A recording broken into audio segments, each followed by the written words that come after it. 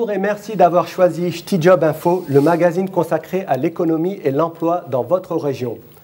Au sommaire de ce 30e numéro, Ch'ti Job est allé à la rencontre de ces Français qui ont opté pour le statut d'auto-entrepreneur.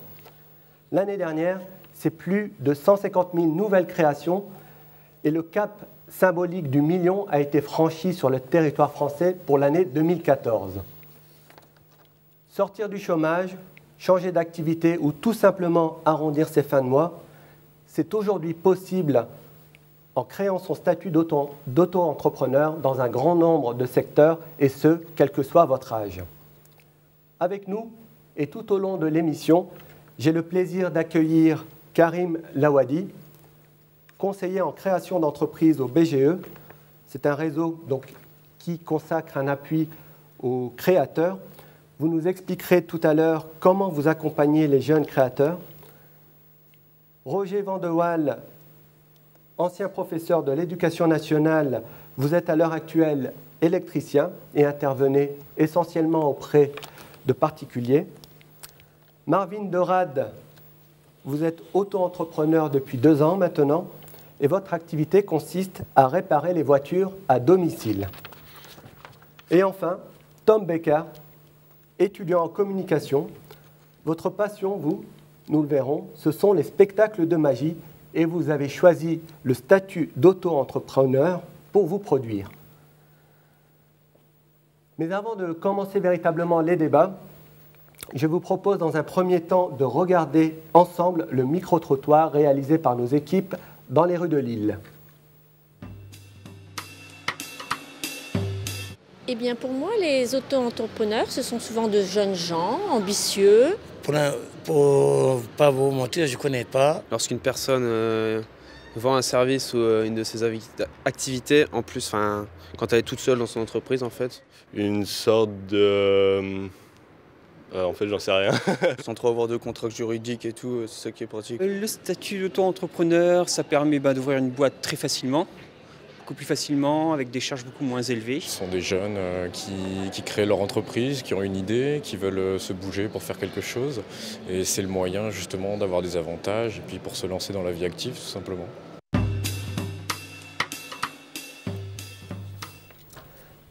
Alors Karim Lawadi, depuis quand et quelles ont été les motivations des législateurs pour mettre à jour ce statut d'auto-entrepreneur qui aujourd'hui, nous l'avons vu, connaît un franc succès? Bonjour. Donc l'auto-entrepreneur fait suite à une loi de modernisation qui a lieu en août 2008. Donc on peut créer son auto-entreprise depuis janvier 2009 et ça fait suite à une demande de créer son activité de manière plus simplifiée, plus fluide et ça a été fait à la base en complément d'activité. Donc avec la fameuse phrase du précédent président, travailler plus pour gagner plus. Donc à la base, ça avait été fait pour les retraités ou en complément d'activité. Et suite à l'engouement, ça a été ouvert à un peu monsieur et madame tout le monde. D'accord. Alors, derrière ces succès et notamment les parcours de certains auto-entrepreneurs, se cache malgré tout une réalité dans les chiffres. 50% des auto-entrepreneurs arrêtent leur activité la première année. Alors, à quoi ça peut être dû? Alors, en fait, l'auto-entreprise n'est pas une sous-entreprise. Donc, c'est une entreprise à part entière. Et comme tout entrepreneur qui se respecte, une entreprise doit être travaillée, étudiée en profondeur, en amont, avant de se lancer. Donc, on a l'idée. On doit étudier cette idée en profondeur, la clientèle, la concurrence, sur une zone géographique bien déterminée, réfléchir au fameux business plan, donc les données financières, de quoi j'ai besoin pour démarrer et comment je le finance, quelles sont les perspectives chiffrées à court, moyen terme, avant de se lancer. Malheureusement, le fait d'avoir mis en communication créer en 3 clics fait que les auto-entrepreneurs mettent la charrue avant les œufs, la charrue avant le bœuf, excusez-moi, et du coup créent et ensuite se rendent compte de la viabilité ou pas du projet. D'accord, donc l'étude de marché reste quand même un élément déterminant aujourd'hui pour, on va dire, asseoir une pérennité dans l'activité. C'est l'étape primordiale avant toute création d'entreprise, quel que soit le statut juridique. Et vous, donc, dans le cadre du BGE, vous arrivez à parfois orienter des créations d'auto-entreprises vers des secteurs qui, justement, ont encore des potentiels en termes de création de richesse. Oui, tout à fait. Le porteur de projet vient avec une idée et qu'on essaye de développer, de confronter effectivement par rapport au potentiel à la réalité du marché. Et ensuite, cette idée peut être réorientée ou pas selon justement le marché. Alors dans la région, qu'est-ce qui est porteur aujourd'hui si on doit créer une auto-entreprise? Alors de plus en plus, les auto-entreprises sont réorientées vers des activités de prestation de services. Donc, vous avez présenté les 3 auto-entrepreneurs et bon, ils le prouvent à eux 3. C'est plus des prestations de services et d'une manière générale, c'est des prestataires de services qui ne génèrent pas énormément de charges. Donc, qui n'ont pas de charges fixes comme un loyer par exemple ou une grosse assurance. D'accord. Alors nous allons voir justement dans notre reportage de la semaine plusieurs auto-entrepreneurs que nous avons suivis dans leur quotidien. Un reportage signé Abdelkader Tamrabé. Chômeurs, étudiants, actifs et retraités, ils sont plus d'1 million en France et plus de 110 000 dans la région à avoir choisi le statut d'auto-entrepreneur. Nous sommes allés à la rencontre de plusieurs d'entre eux qui ont franchi le pas en créant leur petite entreprise. Je me suis relancé à travailler 6 mois à Renault. Et à la fin de ces 6 mois, le patron voulait m'embaucher, mais moi j'avais bien réfléchi à ma situation et c'était le moment de me lancer tout seul. Mon activité consiste à me déplacer chez le client, ou si c'est vraiment problématique, sur le lieu de travail. J'interviens sur le véhicule, et dès que c'est terminé, je vous donne un petit coup de fil et je vous rends les clés. Tiens, tu veux bien aller prendre ce qu'il y a dans ce... Parfait. Et vérifie que cet objet soit normal, vérifie qu'il ne soit pas truqué. Je pense pas. C'est-à-dire qu'on a 2 balles. J'ai beaucoup travaillé la magie avec des particuliers et je savais que si je voulais travailler avec des entreprises pour devenir un peu plus professionnel, pour avoir des contrats plus intéressants et travailler avec les marques, il fallait que j'ai une structure, il fallait que j'ai une entité légale et l'auto-entreprise pour moi était la meilleure solution puisqu'elle était simple d'accès, facile à faire et les charges administratives sont vraiment réduites. Bonjour monsieur. Bonjour, je suis passé hier, je viens récupérer mon ordinateur. Il est prêt monsieur. Je suis ingénieur en urbanisme et suite à un accident de vie, j'ai décidé de me réorienter, de faire autre chose. Mon activité consiste principalement à faire de la réparation de matériel informatique. Je suis spécialisé dans la réparation des PC portables. Je fais également de la vente de PC de portables d'occasion et de matériel, d'accessoires en neuf. Ça va Roger? Salut Fred, ça va? Quel temps? Ça va? Ça va, ça va. Ouais, tu es venu faire un petit tour? Ouais, je reviens à mes premières amours. Je suis un ancien enseignant du lycée Jean Rostand. On a supprimé mon poste. La reconversion professionnelle, elle s'est faite naturellement puisqu'on pouvait obtenir un statut social qui était celui d'auto-entrepreneur. L'activité professionnelle que j'exerce actuellement, c'est le travail d'un électricien de base, où je ne travaille moi exclusivement pour du particulier sur des tout petits chantiers. Si ce choix est souvent le résultat d'une démarche personnelle, il peut être dû à une exigence du client privilégiant ce statut. Pas vraiment choisi ce statut, c'était plus une décision de la société avec laquelle j'ai démarré à travailler, qui ne prenait pas d'intermittent et comme le statut d'auto-entreprise a démarré à peu près à cette même époque, ils étaient bien emballés pour que je prenne ce statut, donc ils m'ont proposé de le prendre et du coup j'ai démarré comme ça. C'est la simplicité, la gratuité et le risque limité qui motivent des milliers de personnes à adopter ce statut. L'objectif, c'est de développer l'activité. L'objectif, c'était aussi de ne pas avoir beaucoup de charges pour démarrer et ensuite vraiment se développer, s'installer. C'était vraiment la chose la plus simple à mettre en place. Sur Internet, il faut remplir quelques documents, en quelques clics, c'est réglé. Et c'était ce qui était le plus populaire et le plus médiatisé à ce moment-là. Et l'énorme avantage avec l'auto-entreprise, c'est si je fais 0% de chiffre d'affaires, c'est-à-dire que si un jour ou pendant un mois je ne travaille pas puisque j'ai d'autres projets, je peux quand même garder ce statut et continuer sans avoir à payer de taxes. C'est un statut qui est souple et qui permet de se lancer officiellement et qui permet en fait de tester une activité sans prendre vraiment de risques financièrement. Ce statut permet à pas mal de gens qui n'ont plus d'emploi d'essayer de valoriser leurs compétences. C'est une transition vers la retraite. Je dirais que c'est même assez intéressant puisque ça permet de rentrer dans la retraite de façon douce. Le succès de ce régime, c'est le paiement des charges très simplifié. Un simple cahier avec l'achat de dépenses suffit. J'ai de la chance d'avoir des parents à la retraite. Donc ils s'occupent de tout ce qui est déclaration du RSI. Ils tiennent les comptes de la petite société. Au niveau administratif, il n'y a vraiment pas grand-chose à faire. Il suffit juste de faire ses devis, ses factures. Pour plus de simplicité, des formulaires numériques et un accompagnement personnalisé ont été mis en place pour aider l'auto-entrepreneur. Il y a des sites internet qui sont disponibles qui vont permettre de faire une facturation assez facile et automatisée. C'est-à-dire que je rentre 2-3 données, je rentre une adresse et ça me génère une facture qui va être, on va dire, légale puisqu'il va y avoir les bonnes informations en dessous de la facture. Il va y avoir les normes en vigueur. Donc ça permet de tout automatiser et le faire facilement. Vous aide à vous expliquer les cotisations sociales, fiscales, tout ce qui est en cours, la déclaration. Par contre, l'accompagnement se fera dans la limite de 2 heures d'accompagnement. Mais la vie d'un auto-entrepreneur n'est pas toujours aussi facile. Le faible niveau de cotisation est un vrai sujet de préoccupation. Nos niveaux de cotisation sont peut-être pas forcément élevés, mais bon, on contribue quand même à faire fonctionner la société. Et au final, on ne sait pas du tout ce qu'on aura dans 20 ans, 30 ans. Voilà, on ne sait pas du tout. Le gros inconvénient du statut d'auto-entrepreneur, c'est qu'on cotise au strict minimum. Donc c'est pas un statut qui est bon d'utiliser à long terme. Le plafonnement du chiffre d'affaires représente aussi un inconvénient majeur et peut-être un frein au développement de l'entreprise. L'auto-entreprise, c'est pour des petites activités avec des petits budgets, des petits besoins de financement. Le chiffre d'affaires pour du commerce, de la vente de marchandises, en général, c'est 82 200. Pour la prestation de service, c'est 32 900. Vous avez une tolérance jusqu'à la vente de 90 000 et 34 000 pour la prestation. Si on dépasse ce plafond, vous êtes obligé de vous immatriculer autrement, choisir un autre dispositif, une vraie entreprise, que ça soit une entreprise individuelle ou une société. Maintenant, moi j'aimerais passer à un statut supérieur parce que mon chiffre d'affaires continue à augmenter.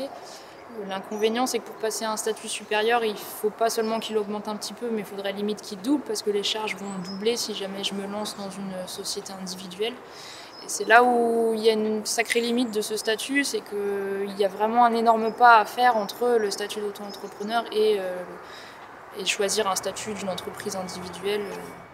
Souvent dénigrés, les auto-entrepreneurs sont des acteurs incontournables de l'économie de la région. Et, en créant leur emploi, certains ont ainsi pu réaliser leurs rêves.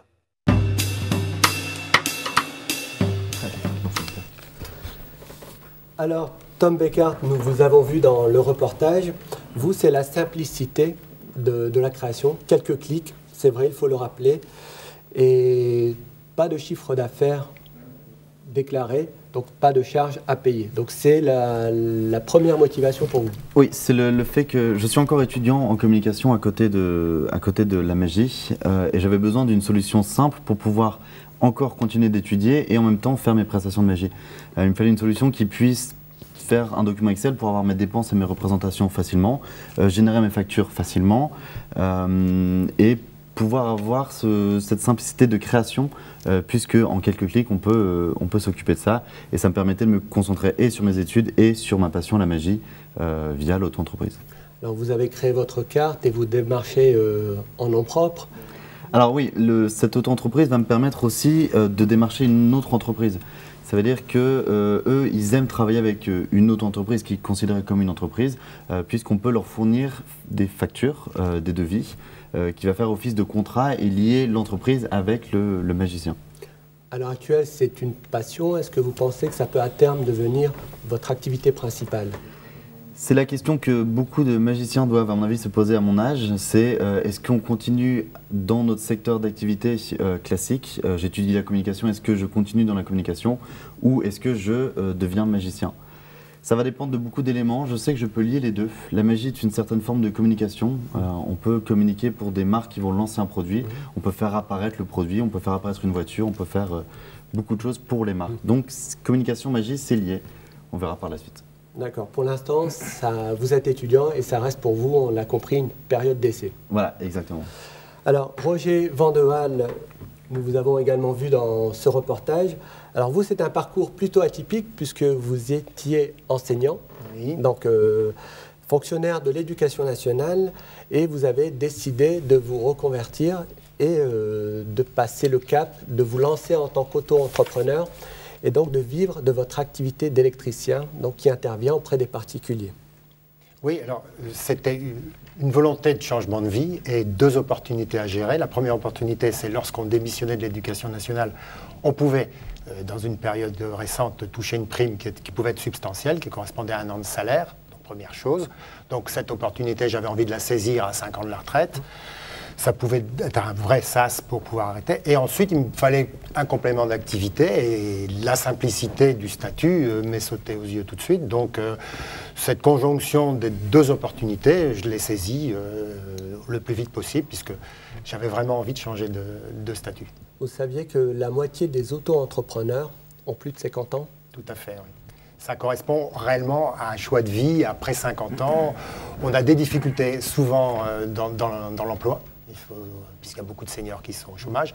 Et aussi, on a des envies de changement, puisqu'on a exercé une activité longtemps. Donc, cette opportunité, souvent, les gens la saisissent. Et aussi, il faut bien l'admettre, les besoins financiers sont moindres. On a déjà son logement, les enfants sont déjà partis. Donc, il est le temps peut-être de voir une troisième vie. C'est cette possibilité que n'avaient pas les gens avant, finalement. Pouvoir gérer une troisième activité professionnelle. D'accord. Vous parliez dans le reportage d'une transition vers la retraite. Oui, tout à fait. Alors, transition, c'est-à-dire c'est une transition économique et à la fois dans le quotidien, avec cette multi-activité qui vous permet... Voilà, c'est une transition puisque, effectivement, pouvoir travailler moins pour gagner moins, mais là, ça, c'était mon point de vue. Ça m'intéressait finalement, et je pouvais donc adapter à ma volonté de travail ce que j'avais besoin. Pour moi, c'était vraiment une solution très intéressante parce que souple. Et vous pensez poursuivre une fois arrivé à l'âge de la retraite? C'est mon corps qui décidera, parce que c'est un travail d'artisan et je mesure la difficulté physique qu'il a à l'exercer. D'accord, il y a des postures, j'imagine, qui sont délicates et puis des charges à porter. Voilà. Marvin de Rade, alors vous avez certainement étudié votre marché, on le verra. Vous réparez les voitures à domicile. Alors, est-ce que vous rencontrez un succès? Oui, un franc succès. Je ne m'attendais pas à ça du tout, mais ça démarre bien, oui. Alors, les clients sont un peu, on va dire, séduits par la facilité, c'est-à-dire on ne se déplace plus au garage, vous intervenez à domicile. Oui, donc c'est une facilité, un gain de temps pour le client et ça arrange beaucoup de ne pas devoir attendre au garage. On peut rester à la maison et vaquer à ses occupations. Donc là, effectivement, vous apportez un plus par rapport à ce qui existe sur le marché. Voilà, oui, tout à fait.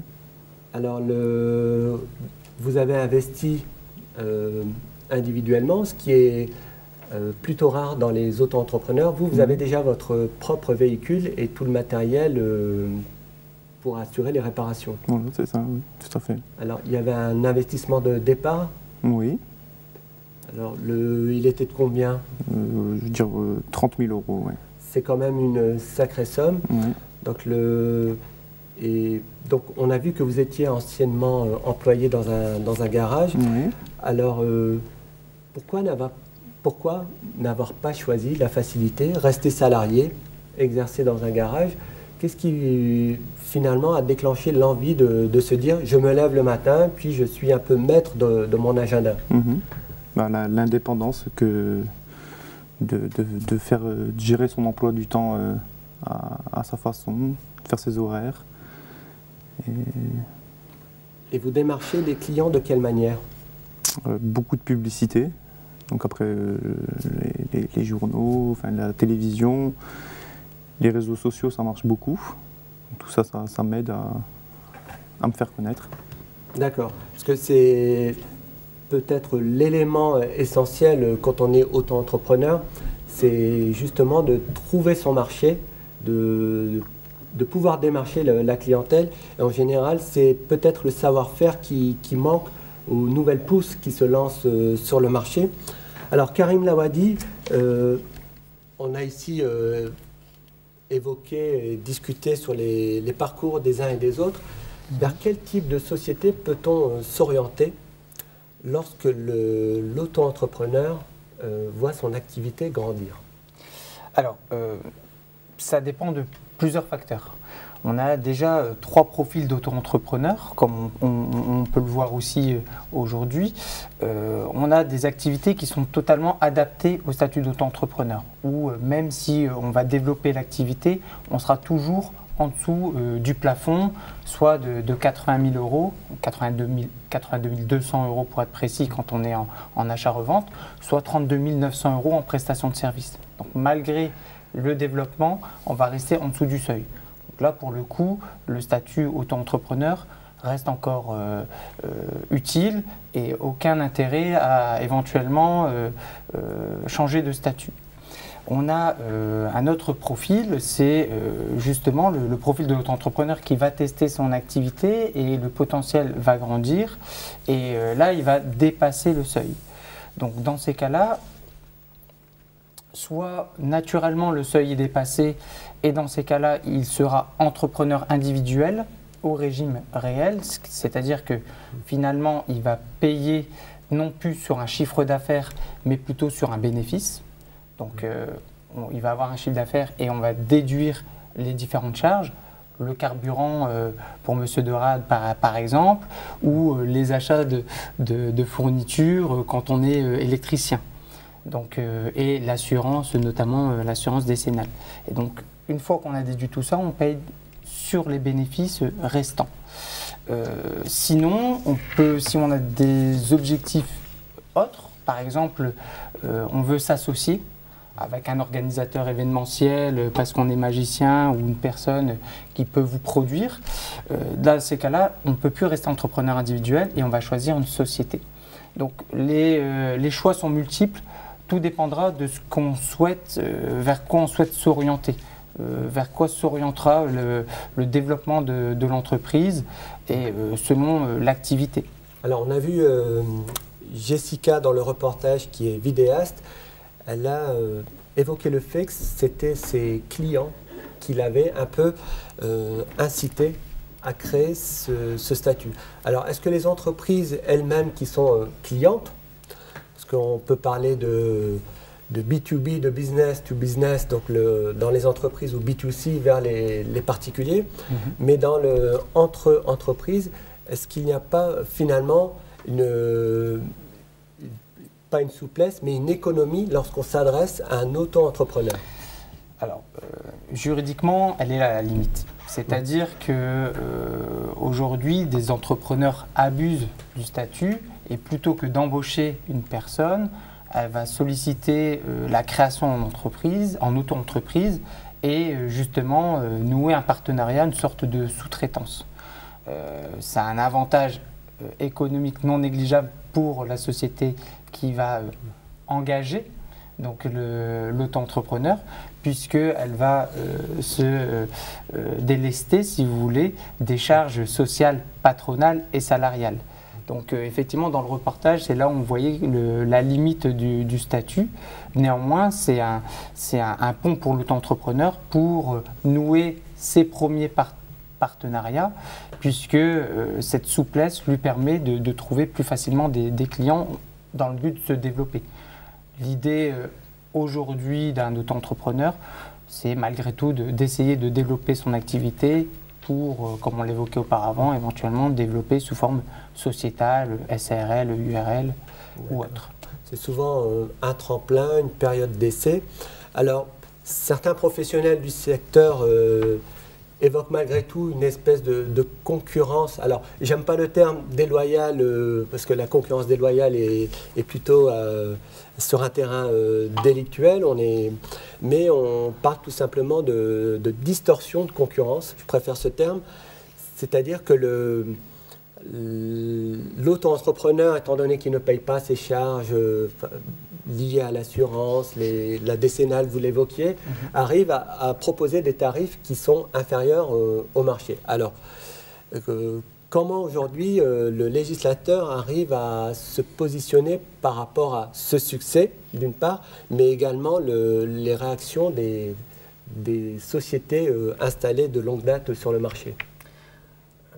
Vous avez tout à fait raison de ne pas parler de concurrence déloyale, parce que ce terme me dérange également, dans le sens où c'est des concurrents à part entière, puisqu'ils ont une existence juridique. Néanmoins, le fait, il y a eu deux problèmes, et justement c'est sur ces deux problématiques qu'aujourd'hui le législateur s'intéresse. Première problématique, c'était lié au fait que l'entrepreneur peut créer en 3 clics. Et que du coup, en termes de réglementation, on ne savait pas si l'électricien avait ses diplômes, par exemple, ou son expérience. Derrière, on ne savait pas s'il avait l'assurance décennale. Alors, on a vu récemment, par exemple, dans le cadre du bâtiment, une tentative de limiter le chiffre d'affaires de certaines professions. Donc, parce que les professionnels du bâtiment se plaignaient de cette concurrence qu'ils jugeaient déloyale. Alors, à ce jour, on en a parlé, mais il n'y a rien d'acté. Et le souci, effectivement, dans le BTP, c'est que du fait que l'auto-entrepreneur se lance sans avoir travaillé son coût de revient en amont, fait qu'il propose des tarifs assez bas, du fait des cotisations sociales qui sont allégées, certes, mais sans forcément être rentable à moyen-long terme. Donc finalement, il récupère un client, mais derrière, il meurt à petit feu aussi. Alors, nous allons pouvoir passer à notre rubrique de la semaine, nos tweets de la semaine plus exactement.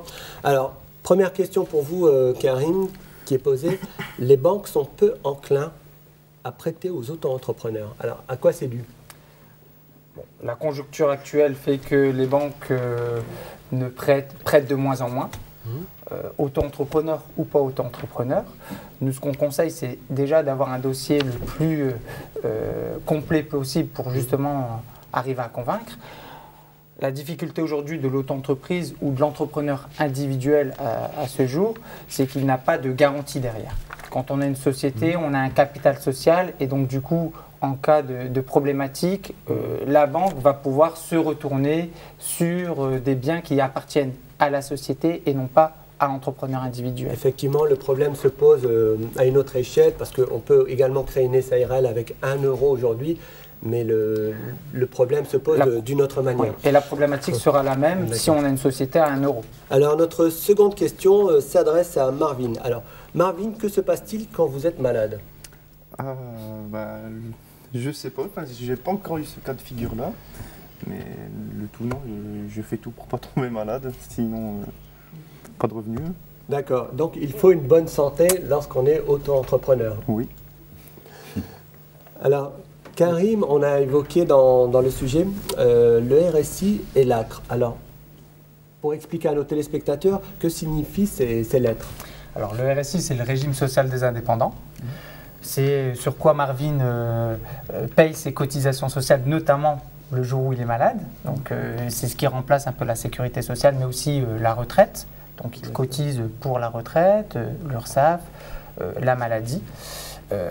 Aujourd'hui, Marvin a raison de dire qu'il ne faut pas être malade parce qu'il faut cotiser 1 an pour pouvoir éventuellement bénéficier de l'indemnité journalière. Ça, c'est important. Donc, il faut déjà avoir confirmé son activité donc, pendant 1 année pour ouvrir des droits aux allocations, par exemple, liées à l'arrêt de travail. Voilà, c'est ça. Alors, il y aura un délai de carence de 7 jours malgré tout. Donc, c'est quand même assez élevé. Par contre, pour tout ce qui est remboursement maladie, pas besoin d'attendre, remboursement de médicaments, excusez-moi, pas besoin d'attendre 1 an. Marvin et tous les auto-entrepreneurs sont protégés comme un salarié. Et l'ACRE, en quelques mots? L'ACRE, c'est l'aide aux chômeurs, créateurs, repreneurs d'entreprise. C'est-à-dire que quand on est chômeur, on va avoir des avantages. Et plutôt que de payer au RSI un certain taux de cotisation, on va être allégé sur il y a une exonération les premières années pour faciliter justement la mise en place du projet. D'accord. Alors, question à Tom cette fois-ci. Savez-vous combien de temps on peut rester auto-entrepreneur? Alors là, j'en ai aucune idée. Pour moi, je suis beaucoup l'actualité des entreprises sur les forums pour avoir les nouvelles actualités et savoir ce qui va se passer. Peut-être que Karim, tu peux me répondre? À ce jour, ad vitam aeternam. Donc il n'y a pas de délai, mais c'est l'une des réflexions que le législateur est en train de revoir. Il n'y a pas de délai tant qu'il n'y a pas de franchissement des seuils liés au chiffre d'affaires.